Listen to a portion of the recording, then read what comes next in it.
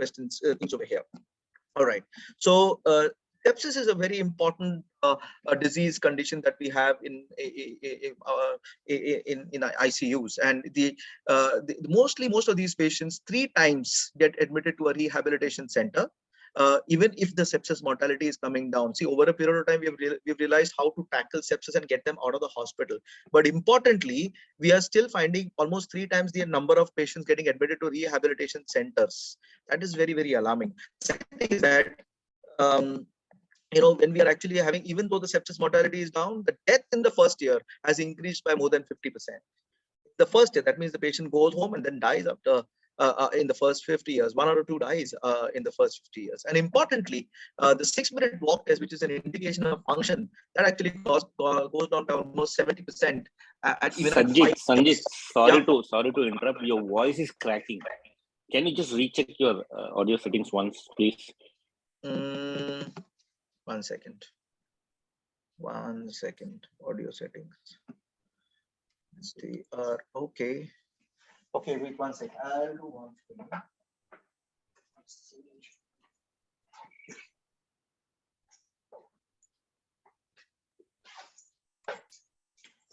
Okay, is it still bad? Better. Now it's okay. Yeah. Yes, better, much better. Actually, what is happening now? Somebody has put me as a admin, so it, yeah, and that's what's causing the patient. People are getting admitted, so I'm trying to admit them, and this is what's happening basically. Okay. Okay. Sir, I'll admit everyone, sir. I'm doing it. Because of the co-host settings, you're also getting the notifications. So that's what's basically. So can you just remove Sanjith as a co-host? Sure, sir. Sure, I'll do that. Yeah, just remove Sanjith. Let him just speak.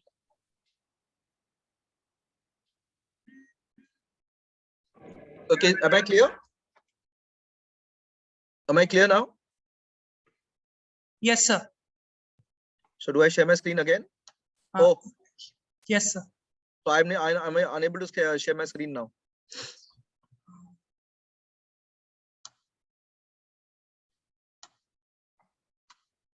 So now you can share your screen. Okay, 1 second. Sir, my request, sir, you can ignore the notifications, sir. Sorry. No, please remove Sanjith. Please remove Sanjith as a co-host. Sir, then sir won't be able to share the screen. Okay. Sorry, sir. And you please take over the job of admitting people. Yes, sir, I'm doing that. But even the co-host will get the notifications. So. Sanjith, just ignore them. Yes. Yeah. So can you hear me now? Can you hear me well? Yes, sir. All right. So let me just, I don't know where I was. Okay. So what's happening is, even though the sepsis mortality has gone down, even though the sepsis mortality has gone down, the 6-minute walk test at 5 years hasn't changed. That means almost even at 5 years, only less than 70% of those people actually are able to complete a 6-minute walk test. This means to say that we are doing something wrong somewhere. And that's what happens over here. There's ICU acquired weakness, and recovery from critical illness is something that has been is the latest term in the last 7 or 8 odd years, where we know that patients are coming out of the ICU but are not going back well home. It is so difficult if the person can go home but not able to even switch on a remote control. I mean, that's something that we don't want. We want our patients to do well and go back home well. This is very, very important. So let's start thinking as to what's happening over here in our cases of critically ill patient. Now, a critically ill patient is a very, very all-inclusive kind of a disease, the response of which can be much characteristically the same. However, the intensity is what is normally changes. It can be a low intensity, it can be medium intensity, it can be a very, very high intensity. But common to all is a drop in the amount of skeletal muscle mass. This is very clear. There is a drop in the skeletal muscle mass in these cases, and an alteration in the glucose metabolism cycle, where there is an increased amount of glucose, especially because of this particular enzyme pyruvate and acetyl coenzyme. This particular chain is not working very beautifully, and this per se does not change with insulin. In fact, addition of insulin will actually cause reduced lipolysis, enhanced lipogenesis, and anaerobic glycolysis. So there is a large amount of problem that is occurring in critically ill patient, and this is just a small change that I'm telling you. And if I were to actually look at it clinically, it is like a storm. I mean, you have two phases, a SIRS phase and a CARS phase. Now it is, at the moment, we know it's more like a dysregulated adaptive immune response that you see in patients of sepsis. So in short, it's a storm and things are just going haywire, metabolically getting deranged. And that is the reason that critical illness is like this kind of a monster. I feel it's a great monster.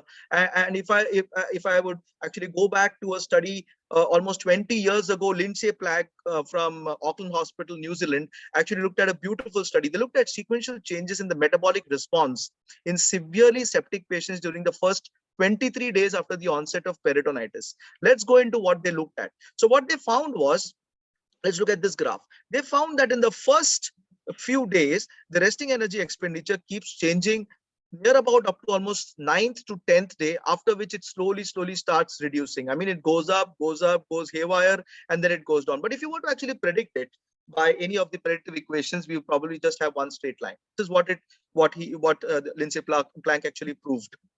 Importantly, it's somewhere around 9th to 10th day that there is a maximum amount of resting energy expenditure in post-operative patients, is what it appears, at least by this study. But it's certain that it's not one particular number. There are different numbers that are occurring. So if you were to actually look at patients in our ICUs, there will not be one particular kilocalorie per kilogram. It is going to be different kilocalories per kilogram, at what it appears. But after 10th day or so, it kind of becomes slowly coming down up to day 24 is what it looks like, at least by this study. Now let's go back to this particular graph.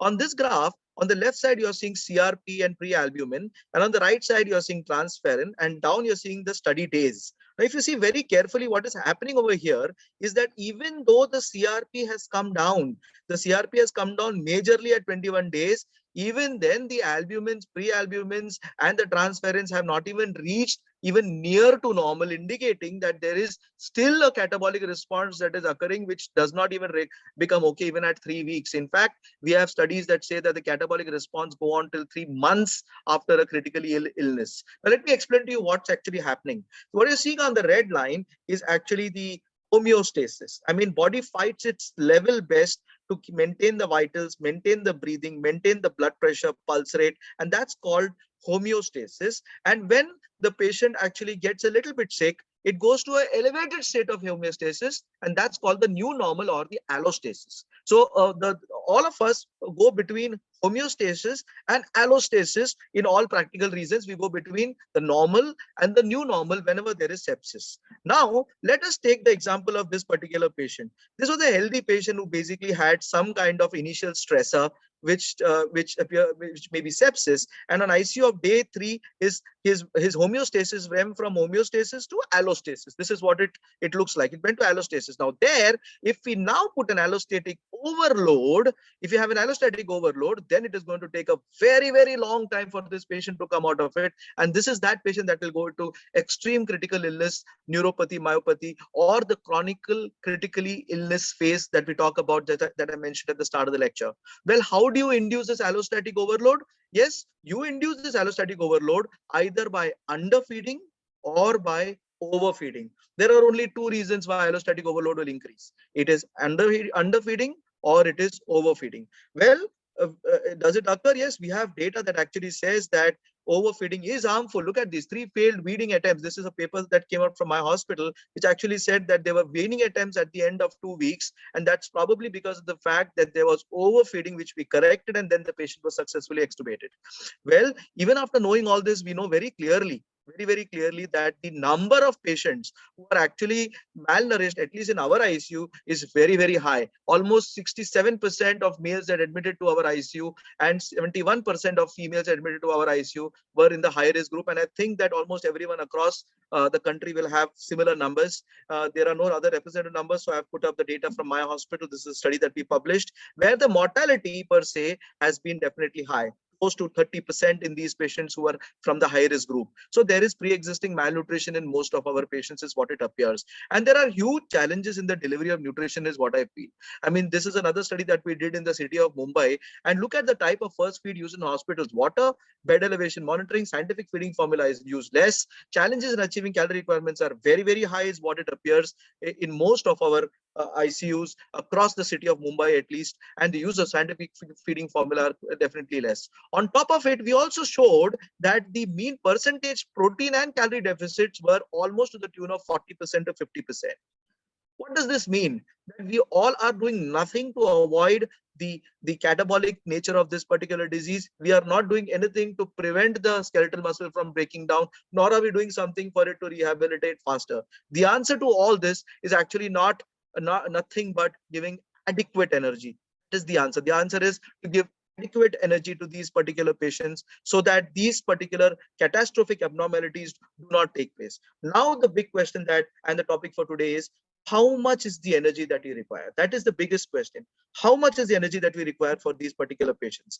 So to find out these methods, there are so many methods to figure out what are the various ways to figure out energies: direct calorimetry, first beat by beat method, double label water, wearable devices, heart rate based energy expenditure, medgem like devices. But the topic for today is either indirect calorimetry or predictive equations. These are the things that we use again and again: predictive equations and indirect calorimetry. Let's go to predictive equations. Look, there are so many equations. There are more than 200 equations in the market, which actually tells us about energy expenditure. But however, what is now we are using on a regular basis is simple predictive equations, as simple as a number as 25 kilocalorie per kilogram. So that means to say that if a patient comes into the ICU, I will start at say 15-20 and reach up to 25 to 30 kilocalorie per kilogram by the end of the day. If it was so simple, I would be probably just resting and not even taking this particular lecture. But it is definitely not simple. It is not as simple as it looks like. Let's take the example of a patient. Let's take the example of this patient who basically got into the hospital with respiratory distress. Regular patient got intubated, had inotropic supports, intestinal obstruction, then underwent an exploratory laparotomy, renal failure, went into CRRT, and then a high output fistula. How can the whole kilocalorie per kilogram or the prescription of kilocalories will involve only 25 to 30 kilocalorie per kilogram? It is going to be variable. There are going to be phases where he's going to require less, where he's going to require more, and somewhere where it's going to require really high amounts. Of course, this will come to we will understand this only when we measure what we want to give to our patients. So let's look at these patients. We believe that our patients are something like this, the blue line over there. That is, if we predict the energy expenditure, say at 25 to 30 kilocalorie per kilogram, our patient will lie on that particular blue line. However, that is not what our patients are. Our patients are this way. Over a period of days, they keep changing. And this is one of the patients that we've done in the past. A simple, regular, healthy patient. This is not a patient who was sick. A simple, regular, healthy patient who was put on a ventilator for put on the ventilator post-operatively and just took an extended duration of stay because of the fact that we weren't able to wean them off. And this is what we found. We found these patients were having different kind of energy expenditure all throughout the stay. And some patients are like this. It is depending on the length of stay or even the Apache scores, there are no relationship. This more severe, less severe, more days, less days, the energy expenditure is just off the hooks. It cannot even predicted by any kind of method is what it appears. So what is the actual energy expenditure that we need to give that we need to prescribe to these particular patients? Well, Oren Zussman in 2016 had this brilliant study that came out to explain how much we should feed these patients. So this was a group of 1,171 patients that he looked at retrospectively, and they were reasonably sick kind of patients, which involved surgical trauma, medical sepsis, respiratory and cardiac patients over here. And the Apache scores were near about 22 overall. That's quite high, to have quite a sick group of patients. What he did find was that the resting energy expenditure on an average was 1,944. And when they actually tried to predict it with an equation, it was nearly 400 kilocalories more is what it appears. But then when he did a Cox proportional regression analysis, what he found was that as you actually what you're seeing on your y-axis is the unadjusted odds ratio for 60-day mortality, and what you're seeing on the x-axis is the delivered calories divided by the resting energy expenditure by indirect calorimetry. What he found was as you actually reduced the delivered calories with respect to the resting energy expenditure, I mean the percentage of delivered calories, there was a reduction in mortality. And up till you reached somewhere around 70% is what it appears, somewhere around 70%. After that, there was climbing of the mortality again. That means to say, if you feed approximately 70 to 80% of the resting energy expenditure that you have measured, there is a high possibility that the mortality will probably reduce. And if you were to feed 100% of the resting energy expenditure, or rather more than that, probably there is going to be an increase in the mortality is what it appears, and that doesn't hold the same for proteins. In fact, if you keep on giving lesser proteins, the patient's mortality does go higher is what it appears to be.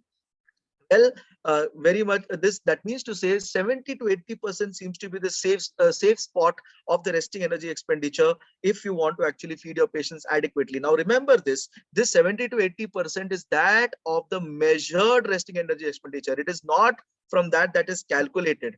That is why we say that approximately 70% is the right zone to improve survival, whereas anything more than that, up to 130% or much lesser than that to 30%, is probably going to cause death, is what it appears, at least by this particular data. Now, importantly, look at that. 1944 is the resting energy expenditure mean, whereas in Harris-Benedict's equation, that is a predictive equation, it is 2304 is the mean, which indicates that in no way you can actually predict the resting energy expenditure in a critically ill patients, is what it appears. In fact, in another study that was done by Peter Weiss, if there was no energy deficit, the mortality was very high. In short, it does appear to say that if you know exactly what you're feeding, if you know exactly how much you're supposed to feed, you will probably feed around 70 to 80% lesser than that, and probably affect mortality. Compared to that, if you were to feed the entire amount, or feed somewhere around 20 to 30% more than that. Very clearly, this it was the same throughout different categories of patients: septic, non-septic, non-overfed, all patients, we found the same thing. And in another study that was actually done by Babbitt, all the other equations were also looked at, and they found out that all equations either underestimated or overestimated the amount of calories that are required when you compare that to resting energy expenditure. Well, we did a study recently, energy expenditure in COVID-19 mechanically ventilated patients. Now remember this is a group of patients that are the same pathology, COVID-19 mechanically ventilated patients. I would reasonably assume that if I knew the weight of the patient, which we had because we have weigh beds, I would probably be able to predict each and every patient's kilocalories, in which I thought was anywhere between 25 to 30 kilocalorie per kilogram.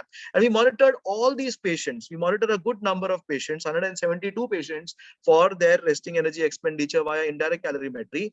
And what we found out very clearly, there is no relationship to the predictive equations at all.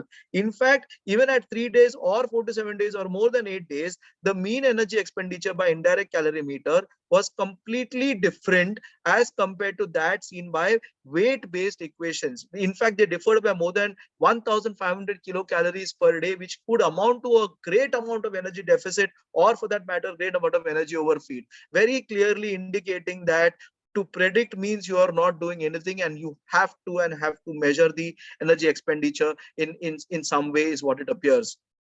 Concluded this particular important paper by saying the energy estimated with EeVCO2, that is carbon dioxide from the ventilator, volumetric, correlated better with IC values than energy derived from weight-based calculations.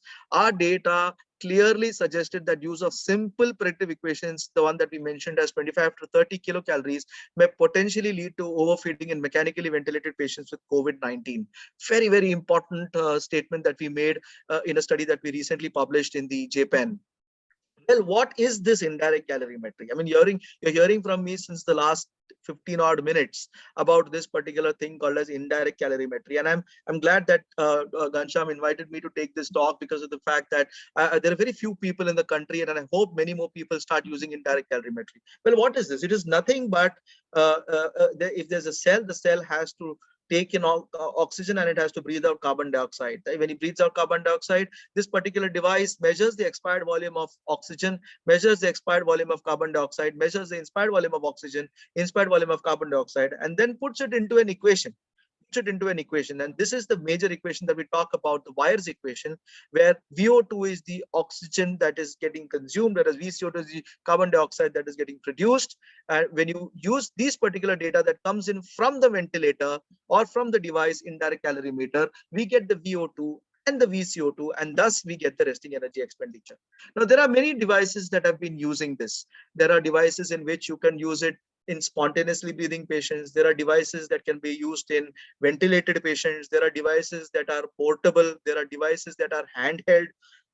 There are devices that are being developed over a great stage of development, and there are devices that are made by doctors ourselves. And the latest device that is made by doctors ourselves is the iCalic device made by the iCalic investigator called as the COSMED.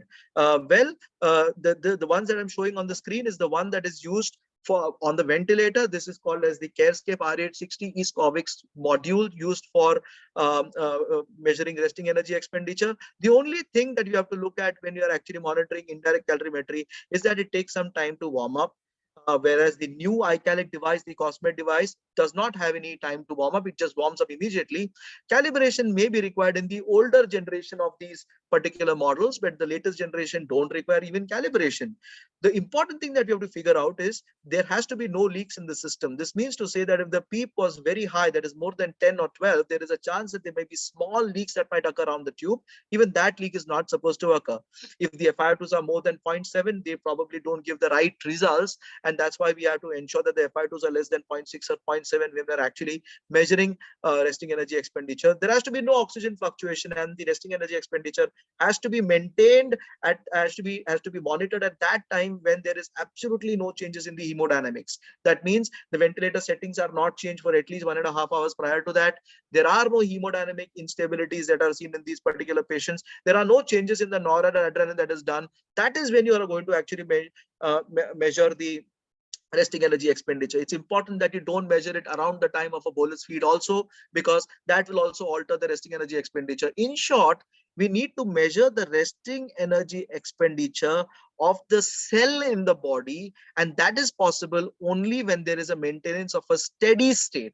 And when I mean steady state, means almost an hour of no change in ventilator settings, no change in the hemodynamics, no change in the oxygen, and absolutely no leaks. Patient should not have pain and should not be slithering around. That is the time when you need to monitor these particular patients. Now this has become even much more simpler in the newer generation models called as the QNRG plus, where the warm up and calibration time are hardly there, and you can even monitor the indirect calorimeter resting energy expenditure even if the FiO2 is approximately 0.7. Well, it's a great form of monitoring resting energy expenditure.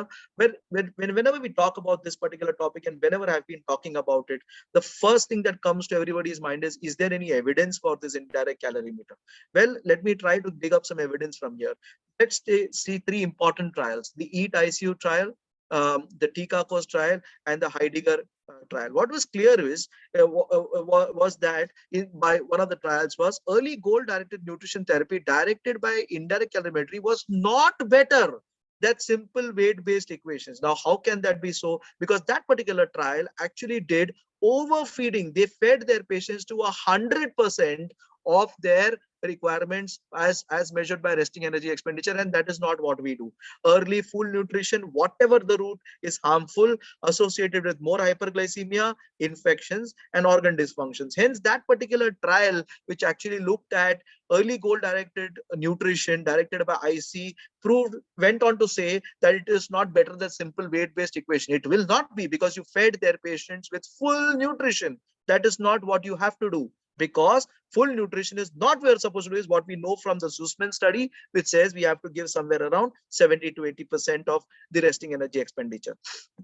Well, that was the EAT ICU trial. Now, the TICACOS trial actually showed a trend for a lower mortality when in those patients that were given calories or energies based on the IC guidance, that is based on indirect calorie guidance, very clearly showing that there was a trend towards a lower mortality, at least in those particular patients. When Heidegger trial very clearly showed that for fewer nosocomial infections, the very important nosocomial infections is the one that actually increases length of stay. That is very important for us to understand. And they also showed a trend for a lower mortality in the IC guided group, versus the control group as seen in Tika course. They actually showed the same thing also in that particular study. This is another study that was done where they monitored these patients with indirect calorimetry. A good number of patients were monitored here, 563 versus 527. It was a retrospective kind of study. There again, they found that the ICU length of stay did come down, is what it looked like.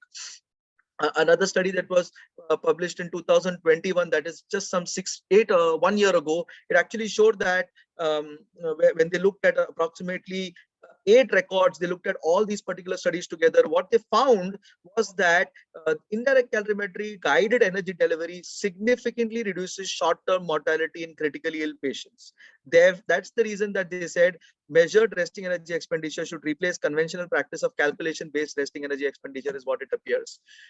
Is it something like this is seen in our hospitals also? Yes, it is, very clearly. Look at this particular data. This is a patient that was admitted into the ICU, and we were trying to wean off these patients. We were giving this patient 25 to 30 kilocalorie per kilogram on a daily basis, and we thought, why is this patient not improving? Why is this patient not getting weaned off the ventilator? We had 3 successive failed weaning trials, and we thought that we probably heading the wrong way. That is the time that we actually use indirect calorimetry. The yellow mark is where we use indirect calorimetry, and we found that we were actually feeding our patients at least 800 kilocalories in excess. That is when we actually reduced the feeding, and within the third or fourth day after this patient was successfully extubated, clearly showing a proof of concept that indirect calorimetry can also help in weaning, very clearly. Well, this is another study that we did. This is a good number of patients which we divided into 2 parts. 83 patients who versus another 83 patients who were monitored by indirect calorimetry, and they were for all sorts of diagnosis: sepsis, COPD, stroke, ischemic heart diseases. The comorbidities were kind of equally distributed between them, with diabetes, hypertension, COPD, and ischemic heart disease. Also, their severities were quite high. Above 23, we had 20 of these patients, and 15 to 23, we had 44 each in each of these groups that were monitored with and without indirect calorimetry. This has just been published last month. And what we did find was, when we actually divided these patients into those patients with indirect calorimetry and without indirect calorimetry as the whole group, we found that in the category of patients in the Apache scores between 15 and 23, there was a significant drop in the length of stay in the ICU. Very, very important result that we got in our study. Importantly, we also found that the length of stay on the ventilator was much lower, almost 3 days lower than those who were guided without indirect calorimetry, and this was more significant in those patients who are at risk for malnutrition. So this means to say that the category of patients in which indirect calorimetry should be done is those patients who are reasonably sick and those who are at high risk for malnutrition. It is there where there is a drop in the length of stay in the ICU and length of stay on the ventilator. And I'm certain that there would be also changes in mortality if we had a larger group of patients, is what I feel. Well, this is another beautiful data that comes out from the Jewish Hospital in the United States, where they actually had two periods of care. One period of care was when they did not use indirect calorimeter, and the other period of time was when they started using indirect calorimeter, and they just looked at their average ventilator length of stay. So look at this: the average ventilator length of stay versus the average ventilator length of stay after they actually started indirect calorimeter. It changed by a good number of days, is what it appears. In fact, even the ICU length of stay changed by a good number, almost 3 days change in the ICU length of stay, is what it appears. Half a day reduction in the average ventilator days and almost a 3-day reduction in the ICU length of stay is what it appears to be. And look at the cost that they probably saved. They saved a huge amount of cost. Almost $10,000 per day per patient was saved when they actually use indirect calorimeter. So not only does it become cost effective, it also reduces length of stay, it also reduces average ventilator days, and I'm certain that it probably may also change mortality if we had larger number of patients that were enrolled in most of our trials. Well, what seems to be our common goals? Our common goals is somehow to give the best possible care to our patients, and there will be a time in the future where our patient will tell us, do not just give me anything, give me what I need. And to give them what they need, we actually need to measure what we are supposed to give them, and that's the reason that we should personalize. We are giving personalized t-shirts, personalized pens, even our mobile phones are kind of personalized. How don't we personalize our kilocalories that we are giving our patients? I don't understand. How can we want 20 to 25 kilocalorie per kilogram to every patient that are there inside the ICU, because they have got so different kind of metabolic picture. It is just not possible to just have one particular number for a particular patient, even for a particular patient for a particular disease. Do we monitor? Do we actually titrate our vasopressors without monitoring? Do we do that anytime? I don't think we do any of these. We don't titrate any of our vasopressors without monitoring. So how can we then titrate our energy expenditure? So the ball is in your court. You must decide whether we should be monitoring energy expenditure by indirect calorimeter. And I think that's the right way to go ahead in these particular patients. Hope that I led you to some kind of the sweet spot over here. All these slides are available on drsanjith.com, and I'll leave you with these guidelines that clearly mentions that in critically ill mechanically ventilated patients, energy expenditure should be determined by using indirect calorimeter. If calorimeter is not available, they still say try to use VO2, that is oxygen consumption from pulmonary artery catheter, or VCO2, carbon dioxide production derived from the ventilator. Even that will give a better evaluation than predictive equations. In fact, they say there is no mention of using a predictive equation at all in any of this particular guideline is what it appears. In fact, predictive equations should not be used is my important suggestion in this particular talk. In the SCCM as well as the ISPEN also says the same thing. We suggest that indirect calorimetry be used to determine energy requirements when available, and in the absence of variables that affect the accuracy of measurement. That means we have to use IC is what is very, very clear. Well, people would say, I think by now most of us would agree to the fact that indirect calorimetry is the gold standard. IC has become quite easy to perform, as I showed you. Predictive equations by multiple data, even some data from our hospitals, clearly indicates that they are not great. There are many other uses of IC which actually is beyond the scope of this particular lecture. Guidelines and experts love it. I can't do without it, and I think all of us should not be able to should not prescribe nutrition or kilocalories unless we measure what we are supposed to give them. Thank you very much for the patient hearing.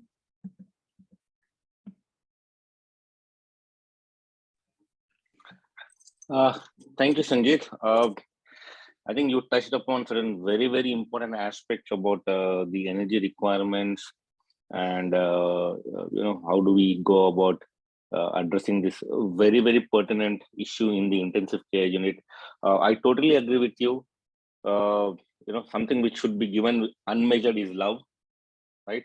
And yes. Even that sometimes can be not the best of things. But when you want to feed your patients, and we all being people who are interested in nutrition do understand the fact that until unless you measure what you're supposed to give, there's every possibility that you can always get it wrong, right? Yeah. So I open the session for any doubts or queries. Please type your questions in the chat.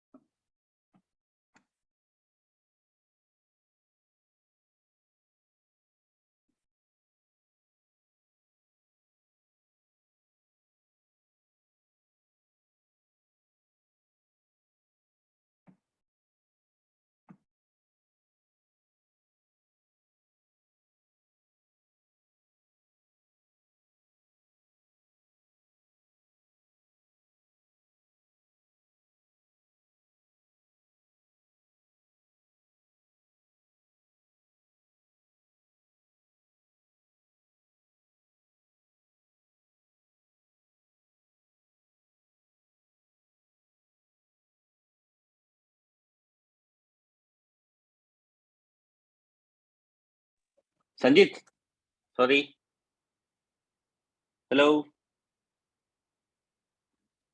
Yeah, I can hear you. I can hear you. Sorry. Yeah. So did you get the first question? What was the first question? The first question is, how frequently would you recommend doing the indirect calorimetry?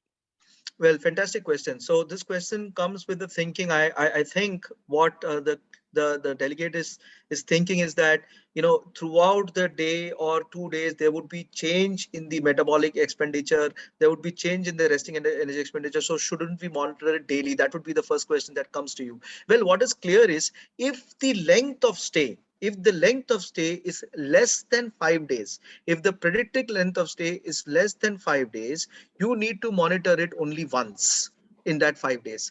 Because what we must understand is if we are going to going to change by more than 4,000 kilocalories, that is where the survivability change or the adjusted odds ratio for death increases. Now, if the patient is going to stay for more than 5 days, then we need to monitor indirect calorimetry once every second or third day. That means every third day monitoring is what is required if your patient is going to stay in the ICU for more than 5 days. I hope that answers the question. Okay. Sanjit, we have one question from Srilata. For geriatric patients, do we need to detect 10% of the RDA if we are following the ISPEN 2022 guidelines for energy recommendations, that is 12 to 25 kilocalories? So first of all, even if it is a geriatric patient, it is very, very important to actually monitor resting energy expenditure. In fact, it is that patient in which I would monitor it maximum. You will not believe it. Almost 37% of our patients have got free fat mass that is much, much higher than we have expected in the first place. And geriatric patients have got extremely low lean body mass, extremely low lean body mass. They come to phase angles of somewhere around 2.4 and 2.5 when we actually do bioelectrical impedance analysis. And that is one of the prime areas where we must actually use energy expenditure. Geriatric patients, because these are those patients in which if you underfeed or you overfeed, they will not do well. And any of these equations, 12 to 25, the range is just too much. It's not something that we should use. We have to use an IC data to actually understand this. But if you were to not have IC, then what you do? You probably err on the safer side by giving somewhere between 12 and 15, because we know overfeeding in these patients are much more dangerous than underfeeding. Okay. Again, a very, very practical question, Sanjit, from Kavita Chindil Kumar. What do we do where we don't have indirect calorimetry? And that seems to be a very, very common problem across the country. I mean, not every center has that. This is something that that I get asked every single time that I deliver a talk on indirect calorimeter. Yes, I will again reiterate the fact that the gold standard is IC. Now, if you don't have IC, what do we do? The next easiest option that you can think of is by actually doing a VCO2 estimation. That is a volumetric capnography that can be done, and we can find the volume of the carbon dioxide that is coming off. This is available in many ventilated patients. That means invasively ventilated patients. There are certain ventilators that give you VCO2, the Hamilton G6, the GE Healthcare ventilator, the new Dragers, they give the VCO2. With that VCO2 into 0.85, you will still get nearer to the energy expenditure if you don't have the indirect calorimeter. Of course, that is not as accurate as that of the IC, where you're monitoring respiratory quotient as well as VO2, but it goes nearer. Now, if you don't go that also, then the other option is to actually put in a pulmonary Swan Gans. Now, nobody will do a Swan Gans to actually figure out calories per se, but if you put a Swan Gans and you find the VO2, you can actually use the VO2 to actually figure out what your energy expenditure should be. Otherwise, you are left with the situation to actually give somewhere that is similar to the simple predictive equations, which include 25 kilocalorie per kilogram. But on that part, I would probably say on a mechanically ventilated patient, the Penn State equation probably is the closest that you can get to the indirect calorimeter data that at least from our studies that we have done in the past. Okay. Sanjit, you have one more question. Well, for the energy requirements, yes, we have kind of there is a recommendation for using the indirect calorimetry. What should be your ideal protein requirement based on the lab reports? I mean, so we don't really use the lab reports for protein requirements at all. In fact, we would never do that.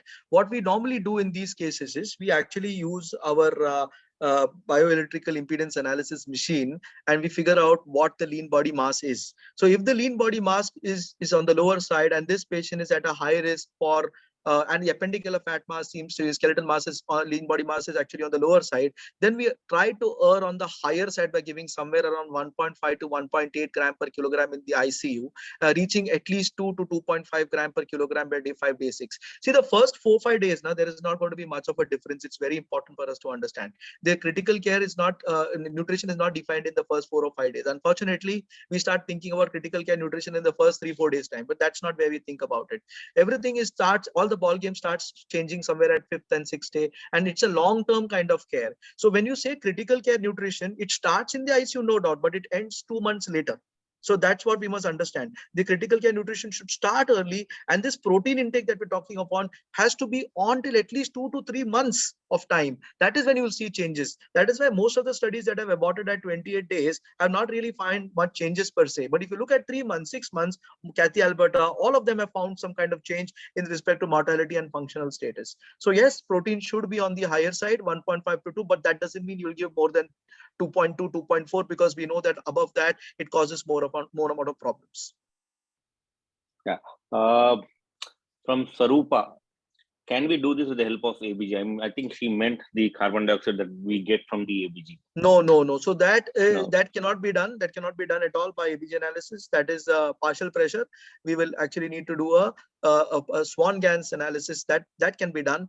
And there are certain ventilators which actually operate on the fixed principle. There are ventilators that give you PO2, PCO2. There, when you enter the ABG PO2, you may get by fixed principle a cardiac output and then an energy expenditure through that particular. But the fixed principle is supposed to be very, very, very, very naive when you compare that to indirect calorimeter.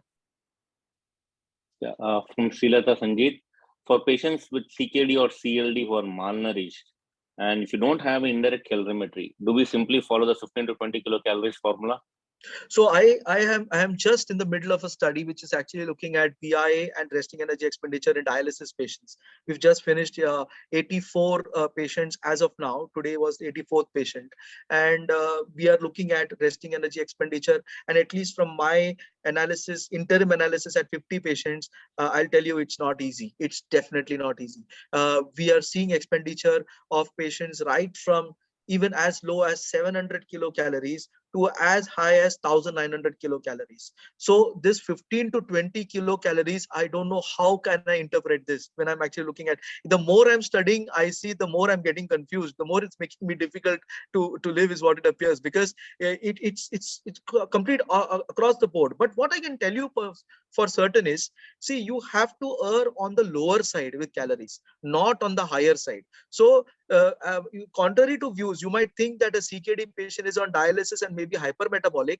That is not what I am seeing. What I am seeing is those patients who are on dialysis are still actually on the lower side of their kilocalorie requirements. So they actually require much lower. The body is a very clever organism. The entire body is so clever that it goes into this hypometabolic phase every time that it is stressed, rather than it becoming hypermetabolism. Remember this, endogenous glucose production is always there. In fact, every time the patient gets metabolically abnormal, endogenous glucose production starts, and we end up by giving calories and actually causing a drop in the autophagy, which is actually the mechanism that is preventing you from getting worse. So that's the reason that underfeeding still would be a better bet than actually overfeeding. And when I say underfeeding, it doesn't mean underfeeding proteins, it means underfeeding the calories.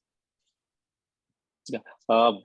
One question from Kavita about burns patients, right? Indirect calorimetry, if it's not there, right, and then how would you? So I just did one patient of burns. Okay, so let me tell you, I just one patient, one doctor from ONGC from the burns area.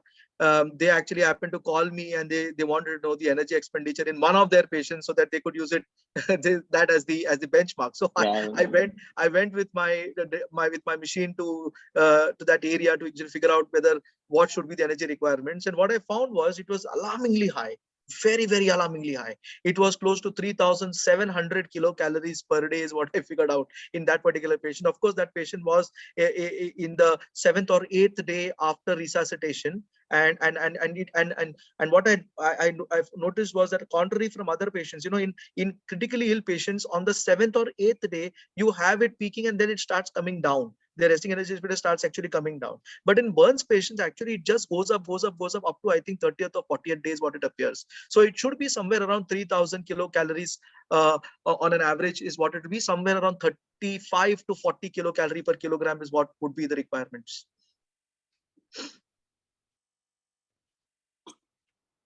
Well, any more questions? Shivali Gupta wants to know what should be the ideal nutrition requirement for lung transplant after surgery 20 days. Oh, this is probably where the dietitian works perfectly here. This is where monitoring works perfect.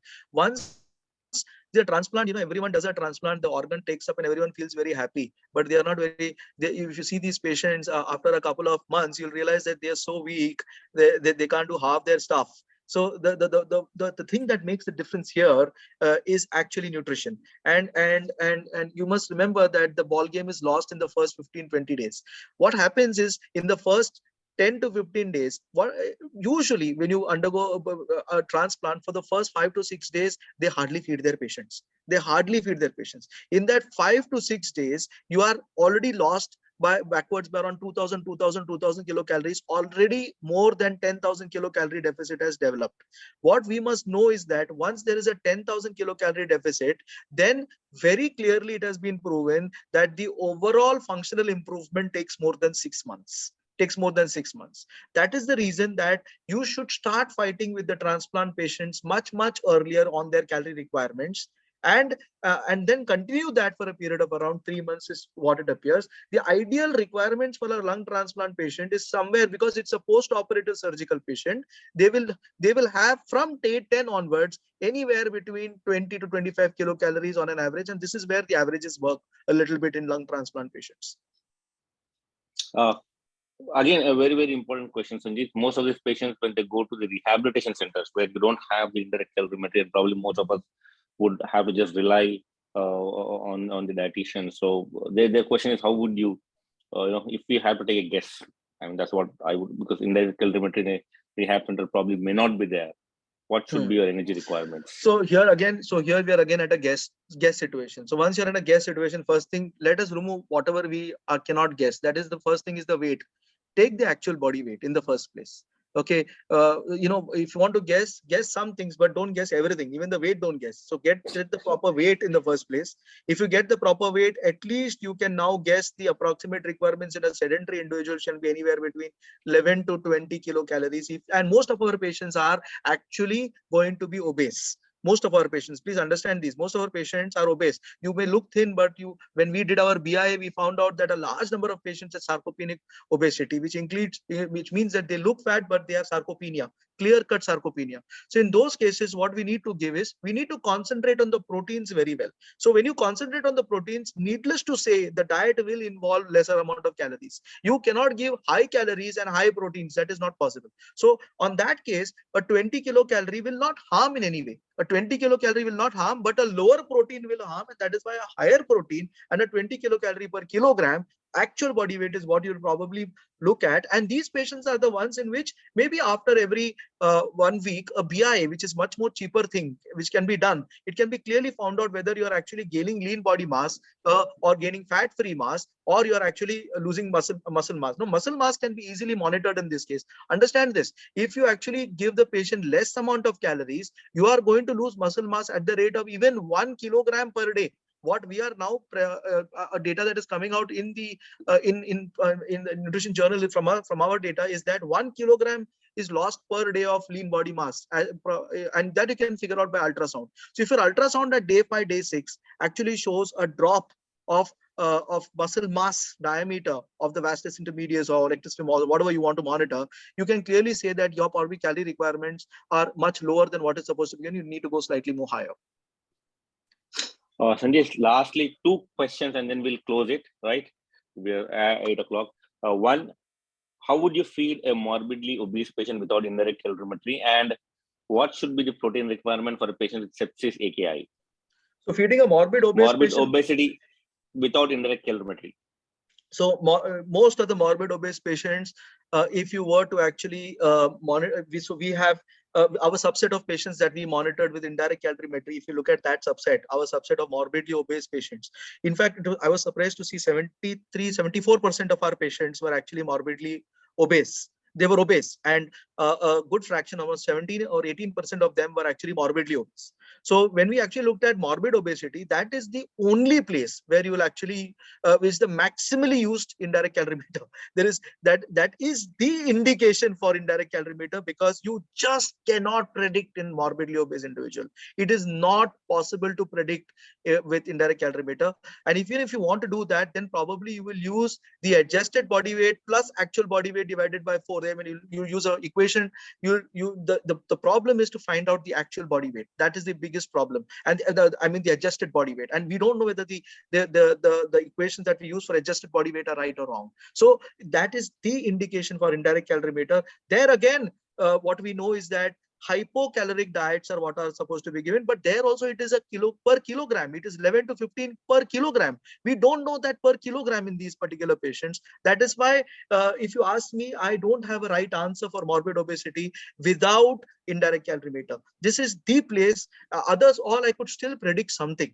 But in obese patients, you cannot predict. And believe me, we have had patients with 120 kilograms and requiring 900 kilocalories of resting energy expenditure. So how can we anytime predict this? This cannot be predicted in any normal condition. That's why morbid obesity, I don't think there is any way to predict these particular patients. Protein requirements in patients with sepsis AKI. And that's the last question. Sepsis AKI on dialysis and off dialysis, it should be put that way. So there is no way that you should actually blast these patients with sepsis AKI with proteins. That is very wrong. Some people say sepsis AKI, don't restrict proteins. Agreed, don't restrict, but don't blast them. So don't give them 2.5 grams per kilogram of proteins. You can give up to 1.5 to 1.8 grams per kilogram of protein to these particular patients. Understand, this is sepsis. This is a catabolic phase. Nothing that you do is going to reduce the catabolism. Your proteins are not going to change the catabolic phase. Let this patient settle down, concentrate on his sepsis, concentrate on his AKI. Meanwhile, don't underfeed him, but do not go overboard also. 1.5 gram per kilogram seems to be a good option in these particular cases in sepsis with AKI. Thank you, Sanjith. I think, at least I got to learn a lot of things from the session. I am sure that most of the participants would agree with me that, this was a fantastic session and most of us got a lot of things to learn. And I'm sure that one message to all the registered delegates, we did share the presentation last time, on the YouTube. I'm sure the Pulse team would be more than happy and Sanjith would be more than happy to share the presentation on the YouTube, and the free link would be provided to all the registered delegates. So let me just get back with Pulse team and discuss this option of where we can share this presentation and the live, whatever has been recorded with all of you. Thank you, Sanjith. Thank you so much for sparing your time. And both me and Sanjith together would urge everybody to please become members of ISPEN as well as register for PENSA, an international conference happening in India, a prestigious international event on nutrition in India. I don't think you'll get a better opportunity than this to attend the conference. So request everybody, please visit www.pensa2022.org and register early. Thank you, everybody. Thank you, Pulse team. Thank you, Sanjith. And I hope all of you have a great weekend ahead. Thank you. Thank you, Dr. Ghanshyam. Thank you. Thank you, everyone. Thank you. Thank you, Ghanshyam sir. Thank you, Sanjith sir. Yeah, all of this is available also on my website. If anyone wants to have a look at it, have a look at the website also, no problem. All the slides. Fantastic. Yeah. Okay then. Bye-bye. Thank you, sir.